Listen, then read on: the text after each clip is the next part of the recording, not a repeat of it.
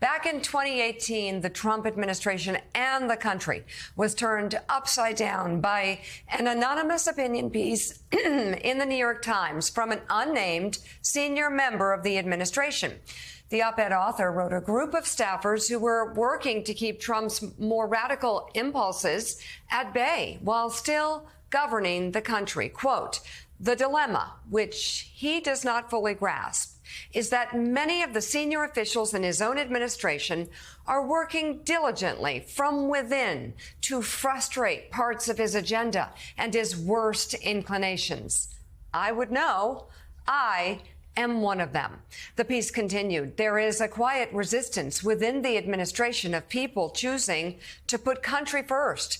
But the real difference will be made by everyday citizens rising above politics, reaching across the aisle and resolving to shed the labels in favor of a single one: Americans." That author was later revealed to be former Department of Homeland Security Chief of Staff Miles Taylor. And Miles joins us out. He's here with a new book, Blowback, a warning to save democracy from the next Trump. Thanks so much for being with us, Miles. Still working Jonathan on this one. Here, obviously on set, has first question for you. Jonathan. Miles, congrats on the book. So walk us through this, what you're trying to detail here. Obviously, your op-ed illuminated to the American people the effort that some in the administration were trying to do to stop Donald Trump's worst impulses. He's not gone. And this book, right, is a warning as to what could come next. Yeah, and look, no one wants to read another Trump retrospective. I'll be the first to say that. My God, the shelves are just filled with them. We don't care what people's Trump memoirs are. And what I was frustrated by is no one's painting a picture of how truly devastating it would be to the fabric of our republic to make this mistake again, to put Donald Trump back in the White House or a copycat. And right now, when you look at the field, most of the field, with a few exceptions, are lining up to be Trump's successor, to be the MAGA copycat. People don't have to listen to me. And so for this book, I spent 2 years interviewing the people closest to Trump, his cabinet secretaries from his administration, senior Republicans in Congress, to say, paint a clear-eyed picture for me about what that second MAGA term will look like. And it was not a pretty picture. So we got a little bit of reporting, timely reporting this week on this from the New York Times, suggesting that part of the Trump effort, were he to win, would be to really strip down a lot of the government agencies, to try to seize control more of the bureaucracy, institutions in our government that by law or by tradition are independent from the West Wing. Trump wants to get rid of all that. He wants to consolidate even more power in the executive branch, frankly, in the Oval Office itself. How big of a concern of that is for you? What steps could be done to prevent it? Yeah, look, Trump and the article in the New York Times, that was just the tip of the iceberg. Great reporting from Maggie Haberman and Jonathan Swan. This book then goes a level deeper and details the play-by-play, department by department, Democratic guardrail by Democratic guardrail, and their plans to dismantle those guardrails. Now, look, I'm not a political person. I've never worked on a political campaign in my life. I got my career started in national security. That's where I work. I thought I would spend my career after 9/11 focused on foreign terrorist threats, Russia and China and Iran. Instead, the biggest threat to the national security of the United States right now is Donald J. Trump and the potential of a savvier successor taking over the MAGA movement. Why? Because in these interviews with people I spoke to in the book, longtime public servants, other national security officials, they detailed how the powers of government will be heavily weaponized in a second term. And I was actually hesitant to put some of that in this book because I thought people are going to think this is hyperbolic. And then, true to form, 2 months ago, Donald Trump comes out